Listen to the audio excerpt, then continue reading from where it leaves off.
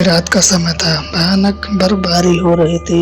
सुंदरनगर के वासी अपने अपने घरों में मोटी मोटी रजाइयों में दुबके हुए पड़े थे। सारे शहर में बिजली गुल थी। सुंदरनगर का जंगल रात के समय बड़ा ही भयानक लग रहा था। जंगल की सड़क पर मौत जैसी सन्नाटा पसरा हुआ था। उस सन्नाटे भरी सड़क पर एक कार हल्की गति से चल रही थी। कार के अंदर अभिमन्यु, कार्तिक और तान्या, वो तीनों दोस्त थे।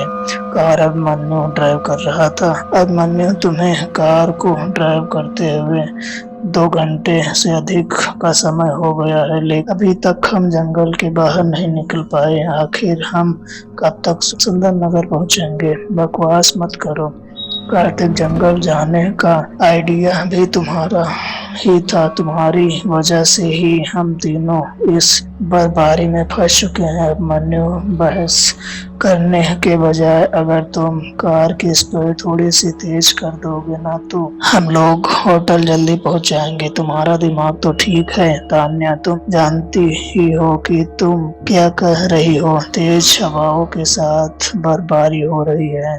मैं कितनी मुश्किल से ड्राइव कर रहा हूँ, तुम्हें अंदाजा भी नहीं। अगर ऐसी बात है तो कार मैं ड्राइव कर लेता हूँ। यह खतरा मैं नहीं उठा सकता। अरे, दिन में भी तुम गाड़ी को इधर उधर ठोक देते हो, और फिर अभी तो रात हो रही है और ऊपर से बर्फबारी भी। अचानक कार झटका देते हुए रुक गई। क्या हुआ मन्नू? तुमने कार क्यों रोक दी? नहीं तान्या, मैंने नहीं कार रोकी, अपने आप रुक गई। अपने आप रुक गई कहना क्या चाहती हो तुम? मैं सिर्फ यही कहना चाहता हूँ कि तुम दोनों अपना मुंह 2 मिनट के लिए बंद करो प्लीज, ताकि मैं देख सकूं कि प्रॉब्लम क्या है। इतना कहकर अभिमन्यु कार से बाहर निकल आया और कार खोलकर चेक करने लगा। कुछ देर चेक करने के बाद अभिमन्यु कार के अंदर दोबारा बैठ गया। क्या हुआ? वही जिसे डर लग रहा था। लगता है कार किसी मैकेनिक को दिखाना पड़ेगा। और तुम्हें क्या लगता है मैकेनिक हमें मिलेगा? यहाँ पर तो सिवाय बड़े बड़े पेड़ पत्तों और बर्फ के अलावा कुछ भी नजर नहीं आ रहा है। यह भी नहीं पता चल रहा कि सुंदरनगर वहाँ से कितने दूर है। तो क्या हमें सारी रात इस कार में ही गुजारना पड़ेगा? यही सोच सोच कर तो मेरा दिमाग खराब हो रहा है। हम रात इस कार में ही नहीं बिता सकते। यह जंगली इलाका है, बर्फबारी हो रही है और मैंने सुना है कि यहाँ के जंगली जानवर बहुत खतरनाक हैं। इतना कहकर अभिमन्यु कार से बाहर निकलकर अचानक अभिमन्यु की निगाह सामने बनी एक बहुत बड़ी और पुरानी हवेली पर पड़ी। हवेली को देखकर अभिमन्यु कार के अंदर झांकते हुए बोला, टेंशन मत लो दोस्तों, हमें रात गुजारने के लिए ठिकाना मिल गया। तान्या और कार्तिक कार के बाहर निकल आए। तान्या सामने बनी पुरानी हवेली को बहुत गौर से देखती हुई बोली, यह तो बहुत पुरानी बनी हुई हवेली लग रही है। मुझे नहीं लगता यहाँ कोई रहता होगा। क्या फर्क पड़ता है तान्या कि यहाँ कोई रहता हो या ना हो? हमें तो बस रात गुजारनी है। एक काम करते हैं, हम तीनों वहाँ चलते हैं और लकड़ियाँ जलाकर आग जला लेते हैं। वह तीनों अपनी कार को वहीं छोड़कर धीरे धीरे कदमों से उस हवेली की ओर बढ़ गए। अभिमन्यु, कार्तिक और तान्या तीनों कॉलेज के दोस्तों के साथ वो तीनों एडवेंचर के शौकीन थे। वो तीनों जंगल के काफी अंदर तक निकल गए और फिर रास्ता भटक गए। कुछ देर पैदल चलने के बाद वह तीनों हवेली के सामने खड़े हुए थे। दूर से देखने में तो वह हवेली नजर आती है अभिमन्यु, लेकिन यह तो कोई बहुत पुराना महल मालूम पड़ता है। तुम बिल्कुल सही कह रहे हो तान्या, यह कोई हवेली नहीं बल्कि एक महल है जो कि अब खंडहर में बदल चुका है। इस महल के आसपास तो देखो, यह तो मोटी मोटी और लंबी झाड़ियों ने अपना बसेरा बना रखा है। आखिर तुम दोनों को इस बात से क्या फर्क पड़ता है?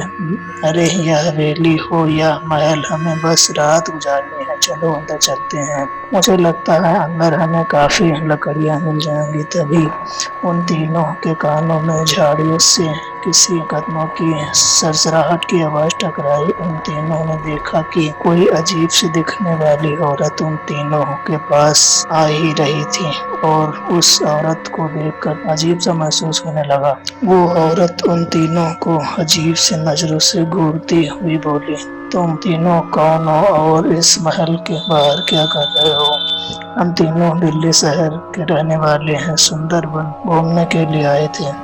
आज हमारा जंगल घूमने का मूड बना और वापस में हम रास्ता भटक। अचानक रास्ते में बर्फबारी होने लगी और हमारी कार खराब हो गई। हमें रात गुजारने के लिए कोई ठिकाना चाहिए और कहीं तुम्हारे दिमाग में यह विचार तो नहीं आया कि रात इस महल के अंदर गुजार लेना चाहिए? आप तो काफी समझदार मालूम होती हैं। आपने बिल्कुल सही कहा, हम इसी इरादे से यहाँ पर आए हैं। मूर्ख या महल नहीं बल्कि एक भूल भुलैया है। अगर गलती से भी इस महल के अंदर प्रवेश कर गए तो दोबारा इस दुनिया की शक्ल नहीं देख पाओगे। तुम कहना क्या चाहती हो? इस महल में मंजूलिका का राज है। अगर गलती से भी कोई इंसान इस महल के अंदर चला जाता है तो वो कभी जीवित वापस नहीं आता। मंजूलिका उस इंसान की आत्मा तक अपने वश में कर लेती है। हमने बहुत सारी फिल्में में यह सब होते हुए देखा है। समझाना मेरा काम था। मेरी बात को मानना न मानना यह तुम्हारे ऊपर निर्भर करता है। इस महल के अंदर जाने से पहले आसपास एक बार निगाह तो लो। यहाँ तुम्हें सन्नाटे और वीराने के अलावा कुछ नहीं मिलेगा। इतना कहकर वह औरत बड़ी फुर्ती से उन तीनों की आंखों के सामने से ओझल हो गई। अब मन्नू, कार्तिक और तान्या ने उस औरत की बात पर कोई ध्यान नहीं दिया। वह तीनों उस महल के अंदर प्रवेश कर गए। उन तीनों ने देखा कि वह महल अंदर से काफी बड़ा था। उस महल के अंदर काफी बड़े बड़े कमरे बने हुए थे जिनमें अभी भी बहुत सी सुख सुविधाओं की व्यवस्था रखी हुई थी। तभी अचानक अब मन्नू की नजर उस महल के एक दरवाजे पर पड़ी।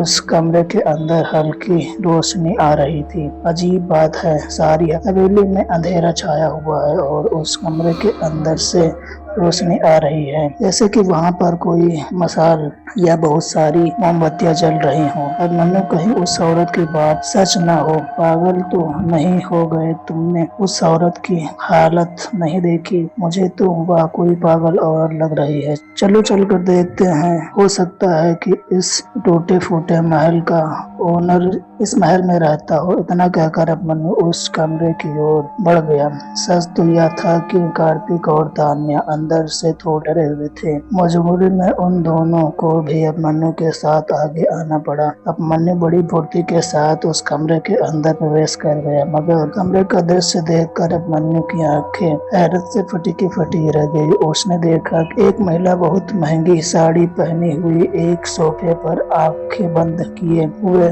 बैठी थी। उसके आसपास बहुत महंगे महंगे कैंडल स्टैंड रखे हुए थे। अचानक उस सुंदर महिला ने अपनी आंखें खोली। वह कार्तिक, मन्नू और तान्या की ओर देखकर रहस्यमय मुस्कान के साथ बोली, तुम तीनों कौन हो? सवाल यह नहीं है कि हम तीनों कौन है, सवाल यह है कि तुम कौन हो और इस महल में अकेले क्या कर रही हो, और वह भी इस खंडहरी महल में आकर मुझसे पूछ रहे हो कि मैं कौन हूँ, जबकि बताना तुम्हें चाहिए कि तुम कौन हो। लेकिन फिर भी तुम्हारे पूछने पर मैं तुम्हें बता देती हूँ। अचानक वह महिला बोलते हुए रुक गई और धीरे धीरे कदमों से उठकर उन तीनों के करीब आकर खड़ी हो गई। बाहर बहुत सर्दी है और तुम तीनों भूखे भी मालूम पड़ते हो। सामने आतिशदान में जो लकड़ी रखी हुई है उन्हें जला लो और अपने शरीर को गर्म कर लो। उसके बाद आराम से बैठकर एक दूसरे के बारे में पूछताछ कर लेंगे। मैं अभी आती हूँ। इतना बोलकर वह महिला कमरे से बाहर निकल गई। उन तीनों को बहुत ज्यादा ठंड लग रही थी। अब मन्नू ने आतिशदान में रखी हुई लकड़ियां जला दी और वह तीनों आतिशदान के करीब बैठकर अब चमकते हुए उस औरत की ओर देखकर बोला, यह क्या है? यह किस तरह की कॉफी है? इसमें से तो बहुत तेज बदबू आ रही है। बिल्कुल सही कह रहे हो अभिमन्यु, यह कॉफी नहीं अभिमन्यु, यह कुछ और ही है। ऐसा लग रहा है जैसे यह किसी का खून है। तुम तीनों में से सबसे समझदार यह लड़की है। इसने बिल्कुल सही कहा। तुम्हारे कॉफी में कॉफी नहीं बल्कि गर्म खून है। मगर वह ताजा खून नहीं था कि बरसों बाद इस महल में इंसान आए हैं। पिछली बार 10 वर्ष पहले कुछ इंसान आए थे। उनका खून और मेहमानों के लिए बड़ा संभाल कर रखा था। उस महिला की बात सुनकर उन तीनों के रोंगटे खड़े हो गए। कौन हो तुम? मंजूलिका, क्या तुम्हें बाहर उस पागल औरत ने नहीं बताया कि इस महल के अंदर जो भी आता है वह जीवित वापस नहीं जाता? इतना बोलते ही उस सुंदर महिला का चेहरा एक भयानक महिला में परिवर्तित हो गया। उसकी आंखें रक्त की तरह लाल हो गई और उसका चेहरा बुरी तरह से काला पड़ गया। उसके लंबे बाल कटीली साड़ियों में परिवर्तित हो गए। बाहर वह औरत ये कह रही थी, दोस्तों यहाँ से भागो। अभिमन्यु ने इतना कहा ही था कि अचानक अभिमन्यु का शरीर 10 फीट ऊंचा उछल गया और उसका शरीर पूरी तरह से सर के बल नीचे गिरा। अभिमन्यु ने एक चीख के साथ वहीं पर दम तोड़ दिया। यह क्या किया तुमने? तुम्हें दिखाई नहीं दिया तुम्हारा दोस्त अब संसार से मुक्त हो चुका है? अब तुम सबकी बारी है। तुम्हारे हाथ जोड़ती हूँ, मुझे यहाँ से जाने दो। आखिर हमने तुम्हारा क्या बिगाड़ा है? तुम इंसान हमेशा मेरी तन्हाई में दखल देने के लिए यहाँ चले आते हो। इतना बोलकर उस भयानक औरत ने तान्या का गला कसकर पकड़ लिया। देखते ही देखते तान्या का चेहरा ऐसा हो गया जैसे उसे मरे हुए वर्षों बीत चुके हों। मंजूलिका ने तान्या के शरीर में ही तान्या का गला तोड़ दिया।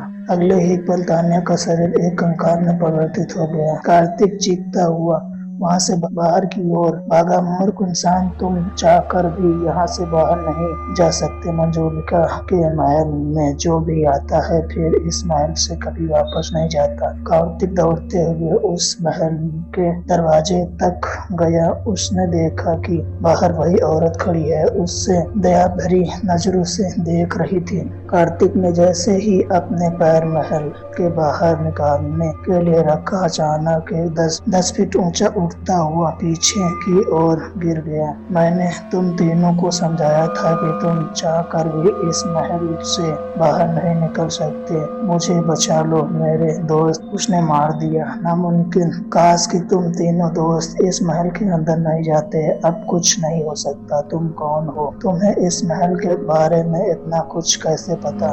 वर्षों पहले मेरा बेटा इस महल के अंदर गया था, आज तक वापस नहीं आया। मैंने उसका इंतजार करते करते इन्हें झाड़ियों में दम तोड़ दिया। तब से मेरी आत्मा यहीं भटकती है और यहाँ अंदर जाने वाले को महल के बारे में जानने से सचेत करती हूँ। मगर पता नहीं लोग मेरी बात पर विश्वास क्यों नहीं करते। इतना कहकर वह औरत वहाँ से गायब हो गई। तभी मंजूलिका कार्तिक के सामने आ गई। कार्तिक की दिल दहला देने वाली चीख सन्नाटे में गूंज गई। अगले दिन पुलिस ने तीनों की लाश उस महल के बाहर पड़ी हुई मिली। एक हवलदार पुलिस वाले से बोला, अब क्या करना है साहब? क्या कोई केस बनाना है? हम सभी जानते हैं कि हत्या किसने की है। सही कहा साहब। भला आत्माओं को गिरफ्तार कैसे किया जा सकता है? पता नहीं लोग इस भूल भुलैया वाले महल में क्यों चले आते हैं। पुलिस ने केस की फाइल हमेशा के लिए बंद कर दी।